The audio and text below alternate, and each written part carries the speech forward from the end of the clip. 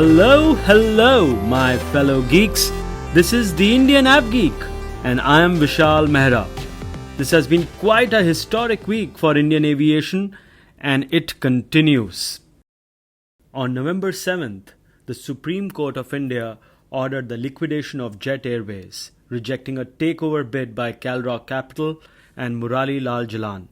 The court found the NCLAT's approval of the bid disregarded a previous Supreme Court ruling and determined liquidation to be in the best interest of lenders and employees.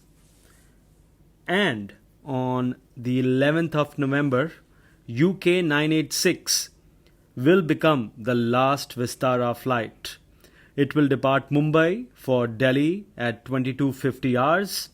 There are no celebrations planned, but you can expect a smattering of applause when the brand makes its final landing at Delhi, and maybe a tear or two when it parks for the final time at the gate. In between such a historic week, I felt the right person should be somebody who can talk about these iconic brands with great clarity and expertise. And I'm glad to report I have Shashank Nigam, the founder of world's top aviation marketing consultancy, Simpliflying, with me. Welcome to the Indian AvGeek, Shashank. Incredible week in the Indian aviation space. Glad you could make time for the show. Great to be back and great to be speaking with you again, Vishal. Shashank, tell us about your background. How did you get into aviation, and how was the idea of Simpliflying born? Great question and something close to my heart. So I have a technology background and I used to work with an MIT startup in Boston, but I used to like planes a lot. And, just studying, researching specifically about the airline business, I was just very curious about it. And that got me thinking, hey, why don't I start writing about two interests of mine, which was in brand and marketing. I had helped research two books with a former professor of mine on branding, and also my other love for aviation. And when I started researching, there really wasn't much about this topic in general online. So I said, maybe I'll write it. And I started a blog in March of 2008, simpliflying.com. The domain was available. And I started writing thrice a week about the brands I saw, about rebrandings that were being done by airlines, what I thought. And it got some traction. And slowly but surely we started getting more and more visitors. And a few months later, I decided to leave my job in Boston, still not knowing how really to make money. But I thought, you know what, now is the time to just jump and see if I can make something of this. So that's how that's the origin story. And then, I just kept working hard at it. And it took us 8 months to land our first client, doing consulting for them on brand strategy, which was then a small little airline called Winair in St. Martin. And those true app geeks on your show would know that's the national airline of St. Martin, the SXM famous airport where planes land over the beach. So Yeah. I would say, you know what, you're going to pay me to be there. I'll be more than happy to come.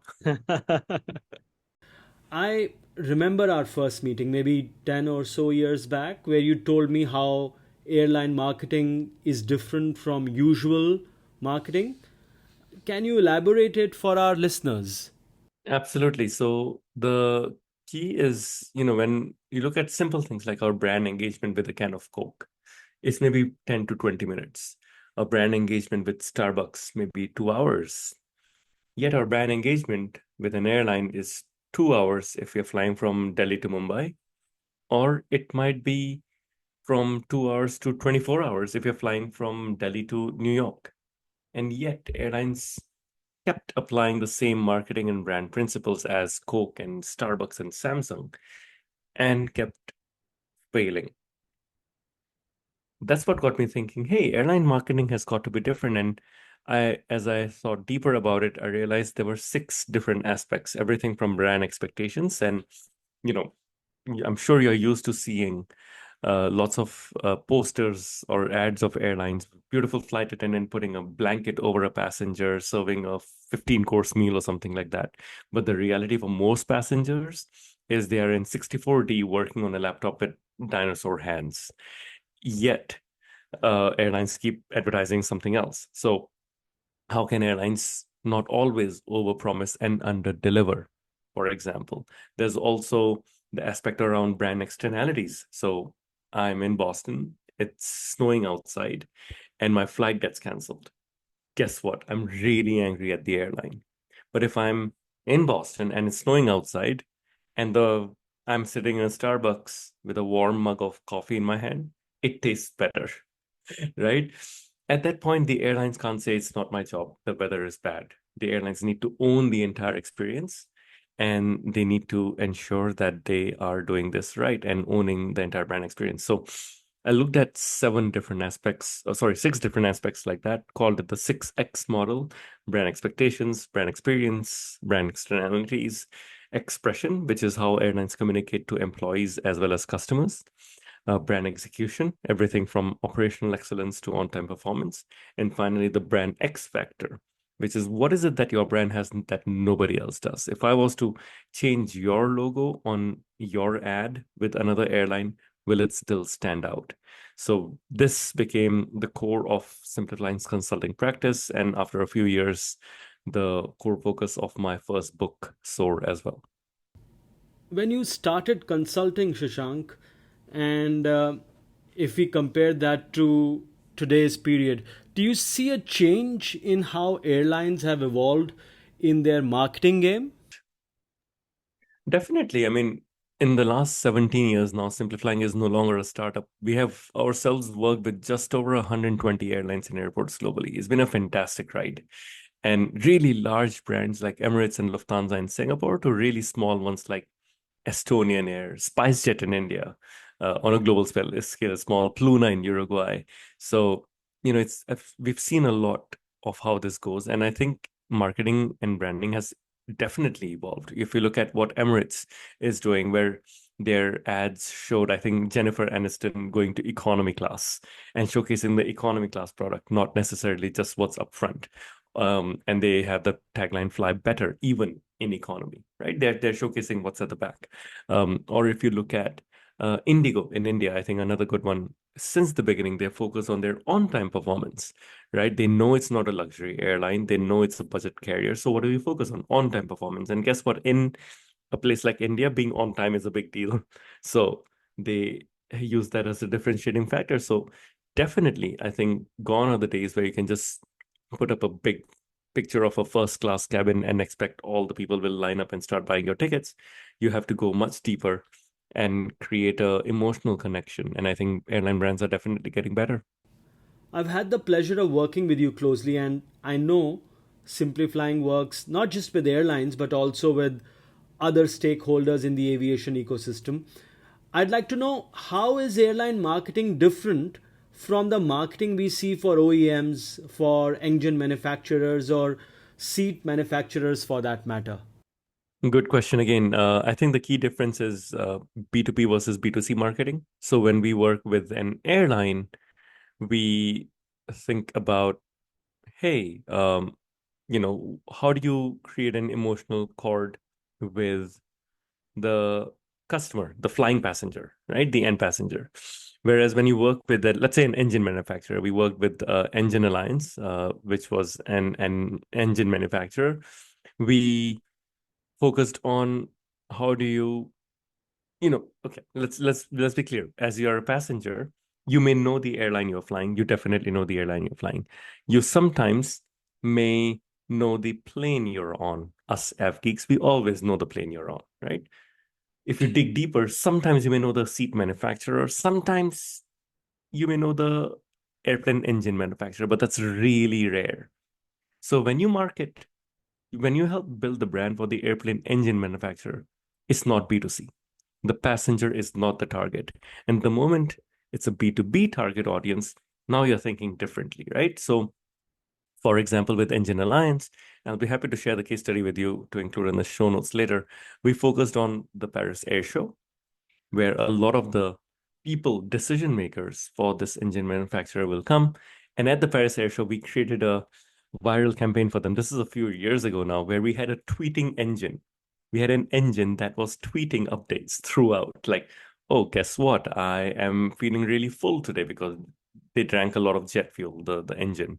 Or come by for some and juice up with some power because we had free power charging for phones there, and we had power banks, which all was tied up.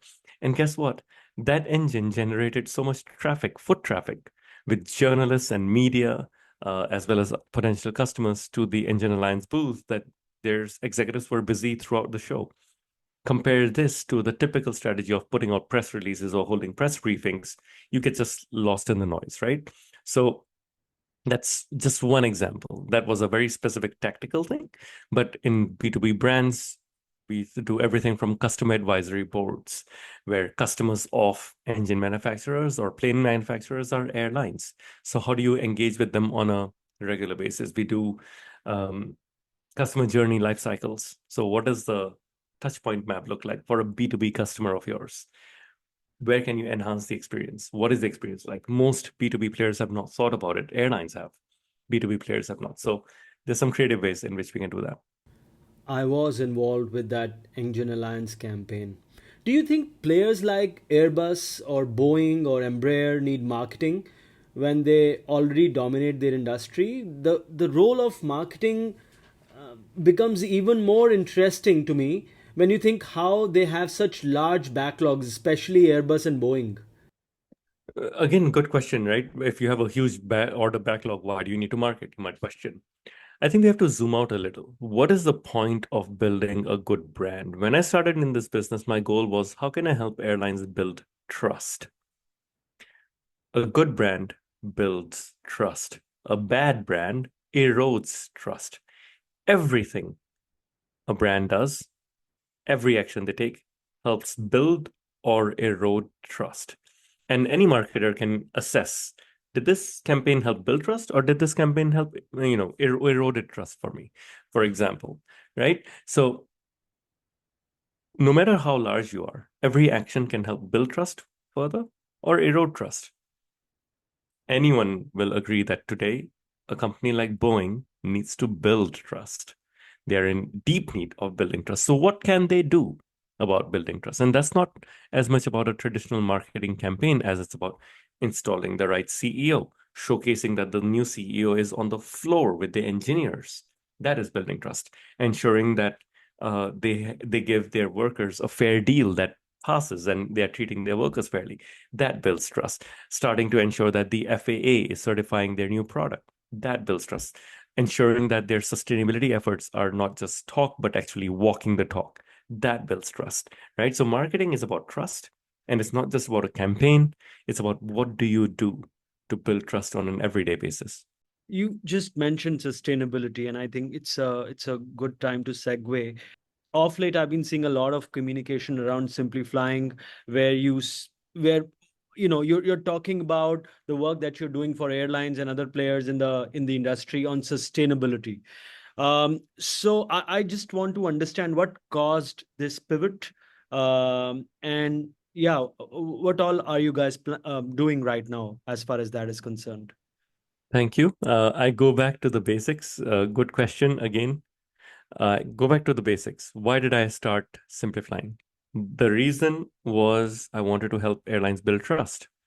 Back in 2008, when I started simplifying, to build trust, airlines had to be on Twitter to serve customers. They had to provide customer service. They had to do crisis communications on YouTube. They had to sell tickets on Facebook. So digital and social became the way to build trust. After 10 years, we had worked with over 100 airlines globally, came the pandemic. During the pandemic, we asked again, how can we help airlines build trust? And the answer was health safety. So Simplifying launched the world's first health safety rating for airlines, where we had a 62-point audit, and we would rate airlines based on their masking requirements, testing requirements, whether they have hand sanitizers or not, whether the cabin crew is tested, for example, and how often do they make these announcements. And we rated more airlines in 2020 and 2021 than Skytrax. We're not a rating agency, but we created something very relevant that helped build trust. It was quite amazing in that period, by the way. We had um, Turkish Airlines putting our certification in the amenity kit bag. We had KLM put our logo on their IFE screen when you sat down upon boarding. Like, we are rated platinum by Simpliflying. We had Sri Lankan Airlines put our logo outside their door next to the One World logo. I had never imagined my logo being on a decal of an airline on the cabin. That was a proud moment. So it showed that we were helping to um, build trust. We were offering something that was needed at that time. Bring it to after COVID, we were turning 15, and we said, okay, last 15 years, we've really helped airlines. Next 15 years, how can we help build trust? And the answer there was sustainability. That if airlines can get the efforts around sustainability as well as communications around sustainability right, then we can help them in trust. And that's why 2 years ago, we launched our sustainability practice, first with a podcast called Sustainability in the Air. 1 year ago, the book came out, Sustainability in the Air, the first book on sustainable aviation. And now we have a very fast growing sustainability practice firm consulting as well. Shashank, according to you, what is the biggest marketing challenge for airlines these days? And maybe even 5 years down the line? I think it's about, again, I talk about trust. It's about building trust in a world that is changing very fast. We have everything from political polarization to things like sustainability, which take precedence in certain regions and not the other regions. You have a product that is changing constantly for airlines, from new type of fleet types and plane types coming in to new destinations coming in. How do you ensure consistency across the fleet, across destinations, both from a product and service perspective? I think those are going to be some of the challenges airlines need to look at and leaders will need to evaluate. And the passenger is becoming more discerning. It's not just about airline A versus airline B. In Europe, passengers can take the train. In the US, they can drive. So there are other alternates around as well. Yeah, and in Europe, I think many airlines also interline with trains uh, Yes, uh, exactly. for last mile connectivity. So, in fact, I had the CEO of Fly 91 last week, Manoj Chakra. Hmm. From Goa. Was yeah, and he was talking about how they are talking with bus companies in India to help them, Wow. transfer some of their passengers onto their aircraft. It's really interesting how transportation can really evolve. Okay, this is the week when Vistara ceases to exist, the brand at least, as an individual entity. Tell me, what are your thoughts as far as the brand work done by Vistara over the years in building that brand? I think Vistara was a brand that was very well created. In the days that Jet Airways went away, I think Vistara filled that gap very nicely. Indigo was known as a budget carrier. Air India had lost its way in the pre-merger days and was seeking some life. And at that time, Vistara filled in that premium Indian airline gap really well. I remember them taking on a lot of Jet Airways premium customers and frequent flyers who swear by Vistara. And that talks about, it really talks about how well they did this, and that's important for us to understand. I think everything from their campaigns with Deepika Padukone back in the day gave that premium feel. They focused on premium economy and showcasing the food, the way they worked with influencers. I thought it was very nicely done, and it exuded the premium flavor you would expect from a Singapore Airlines. And I think that came through very nicely. Do you think it was the right choice to dissolve the Vistara brand into Air India? Was I would have loved to see Vistara live on beyond the aubergine color in the new Air India livery. And it just, that's how I think they've tried to merge it, because there have been like cases. renaming the business class as Vistara class, or is that what Perhaps you're why thinking? why not, right? Why not preserve the brand that has worked well in some way, form, or the other? You don't even need to call the Vistara class. People might be confused outside India, for example, right? But there have been cases where I believe it was around 2010 or so, where Air India had, sorry, not Air India, Air Canada had dissolved the Tango brand, which was their LCC brand. And guess what they did? They just involved, they just had a fare class fare family on their website called Tango fares, which were the cheapest fares, which was the low-cost airline. So that made sense, right? So it was just a fare class. It wasn't even inside the cabin. So some way or form it could have been preserved. Indigo, of course, now is the big daddy as far as Indian aviation is concerned. From domestic point of view, I think has about 62% market share. So there's the biggest dog in the room, right? What do you think of their marketing? They've always been very quirky, very tongue in cheek. I still remember their big billboards on the Gurgaon highway saying "Sleep with your wife tonight" when they launched those routes. It was really interesting. It catches your attention. What do you think of their marketing now? Now that they're going global, they are about to launch Stretch in the next few days, right? What's your opinion on Indigo's marketing? I think Indigo is fantastic when it comes to marketing. And when I say fantastic, it's not that they are out of the world creative, but they're very consistent. In brand, consistency breeds trust. They have been consistent since their in-flight food days and served in matchboxes, in large matchboxes, to the way they had their simple noodles and samosas being served in flight, to their billboards like the one you mentioned. If you look at their naming of the different things, their naming of the business class, I think it's called Indigo Stretch, and that's But it by the way, goes. they are being very very sly about it. They are in their press releases. They are not calling it business class. They are just Uh-huh. their premium product because when you say business class, your consumers automatically expect lounges, which they don't have, Yeah. or Yeah. even an upgraded version of food, hot food. They don't even have hot food now, right? So they don't have ovens on their aircraft even now. So maybe the 350s would, but we'll see. But yeah, they're just calling it a premium product. That's it. Although they Right. have a decal now outside the aircraft which says Indigo means business.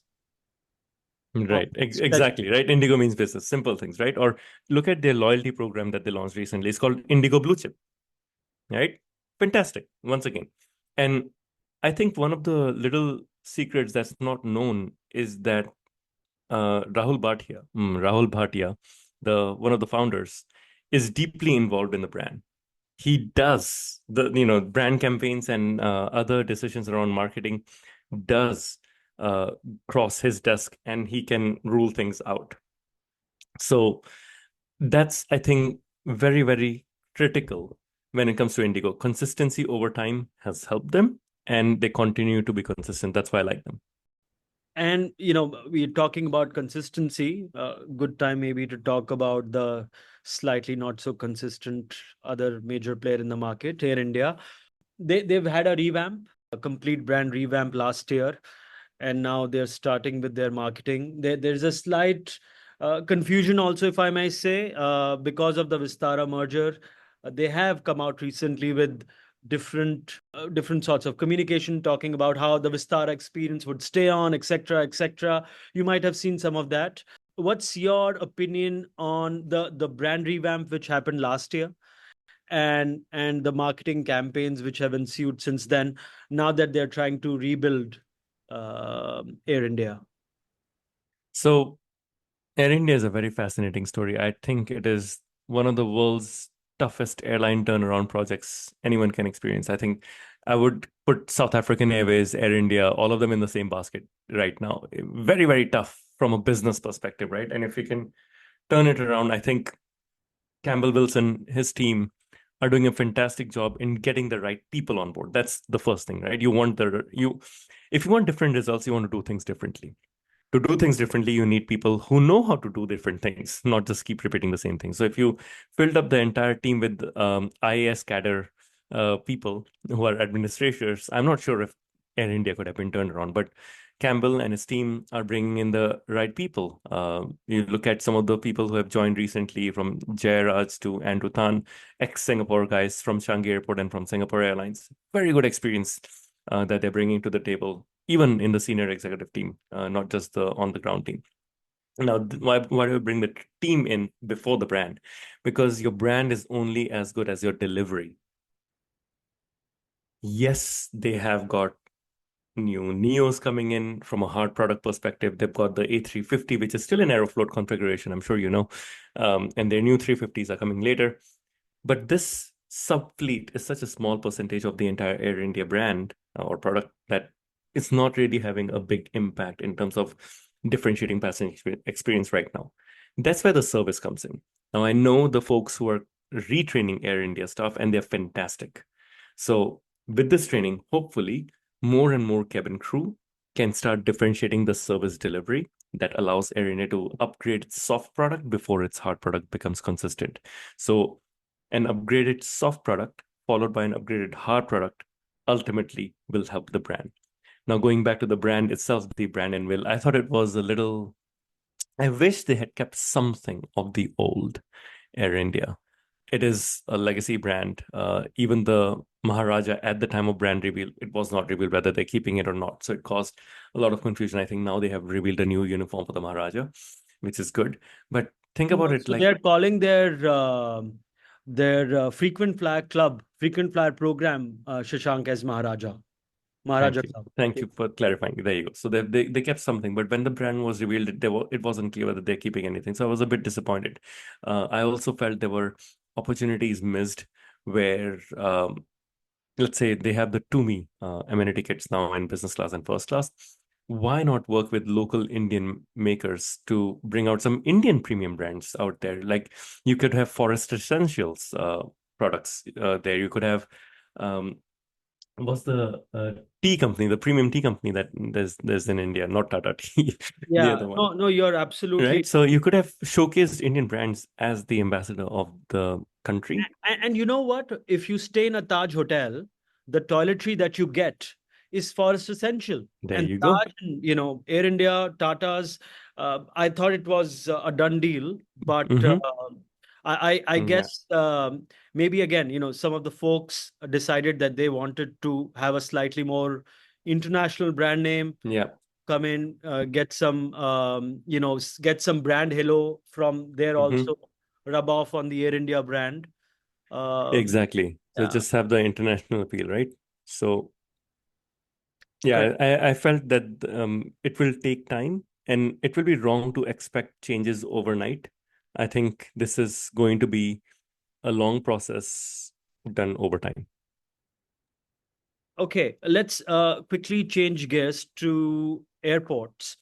In the country, there are three, four major airports, depending on how you look at it. Of course, there is Delhi with about 70 million odd passengers every year. Then there is Mumbai with Bangalore is hot on heels, right?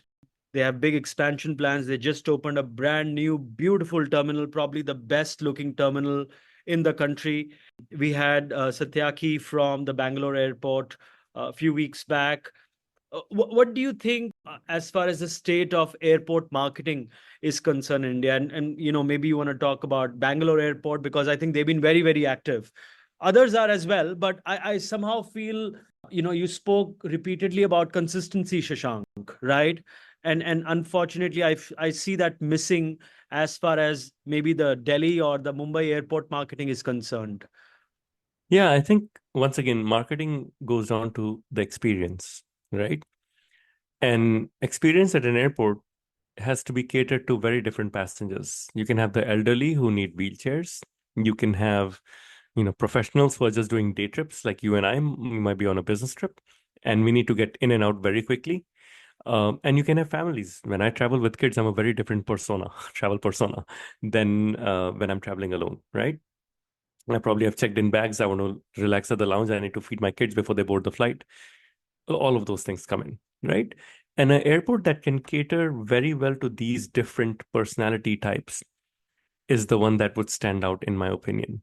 And then they can market this experience as well. And that's where I think Bangalore is fantastic. It's been a few years since I've flown out of Bangalore. Being very upfront, I've not seen the new terminal, but I've seen photos of it, and I can't wait to actually visit it. I have not seen anything that looks like it. I thought Changi Airport was very nice, but then I saw Bangalore's new terminal, and it's just mind blowing. So I think we've done a very good job of elevating the customer experience. Now, when you elevate the experience, customers automatically talk about it to their friends, online, on social media, and beyond. Similarly, when media picks up a story or if you're running a marketing campaign and someone has had a real experience with the brand in that regard, then it reinforces what your marketing is saying. So it's that loop, experience marketing loop, which I think Bangalore closes very well. I want to ask the last question of our conversation now, and I want to again pick up something what you just mentioned, elevating customer experience. You've been doing that for many, many years now at Simplifying. For some of our listeners who might not be aware about, some of the fantastic work you and your team have done, can you give us maybe one or two examples of pieces of work that you have really that you have done, which has positively impacted brands that or categories that you were working on? Where do I start? 120 clients over the last 17 years, right? One of the Maybe most something that a brand that most people wouldn't know. wouldn't know. Wouldn't know. Yeah, exactly. Okay. Okay, good. Thank you. Thank you for throwing a curveball at me, a googly or a bouncer. Okay, I'll tell you a brand that I think most people wouldn't know. We were very, very privileged to be involved in the launch of the Bombardier C Series aircraft. We were brought in to lead the what's called the EIS, which is entry into service, which is where you got to market the plane and you got to differentiate it. Now, what's interesting is for those who are unaware, C Series was Bombardier's competitor to the 737 and the A320, which is what led Airbus to do the Neo and Boeing to do the Max. That was in response to the C Series. It's a fantastic aircraft, but nobody knew about it. And we had to position the aircraft vis-a-vis a A320 Neo and a Max at launch. So how do you differentiate it, right? I got to spend a lot of time with the chief engineers and the chief designers of the plane. I got to spend a lot of time with the chief pilots of the plane to truly understand what makes this plane different.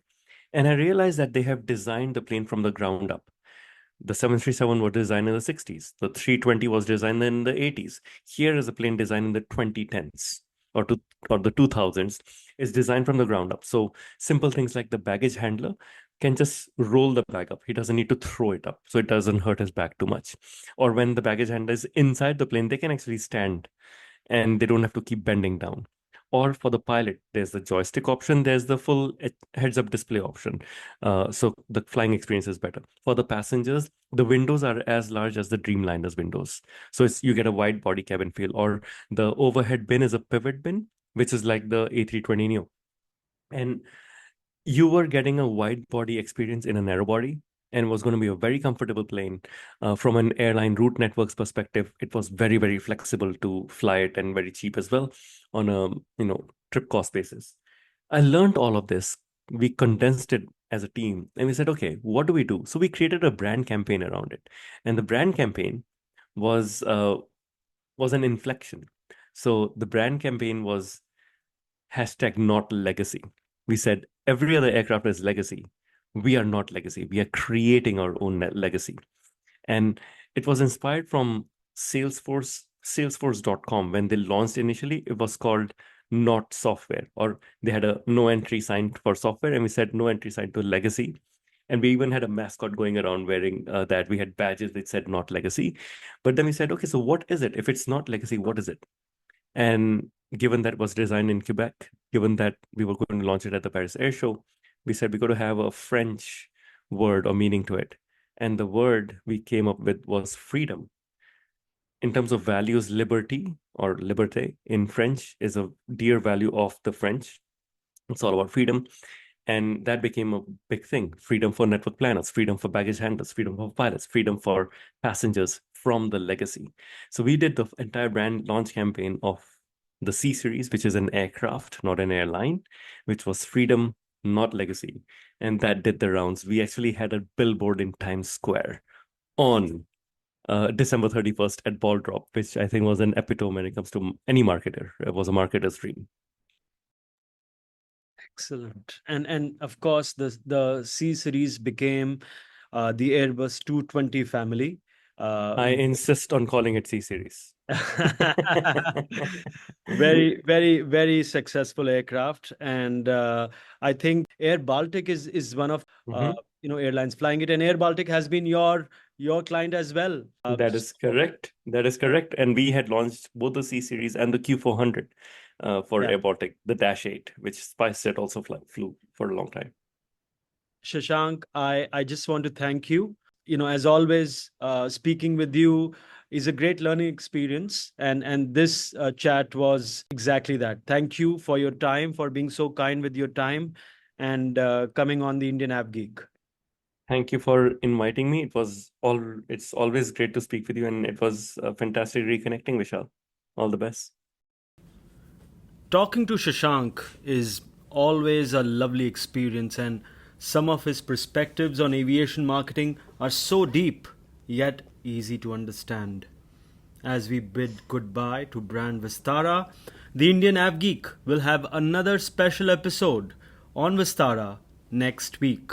Stay tuned for that. And time to say the usual before I say sayonara for the week. As always, we are streaming on Spotify, on Apple Podcasts, on Amazon, and all other major podcast apps. Do take out 30 seconds, rate us, and leave us a feedback. It helps. And with that, I wish you well and happy flying, my friends.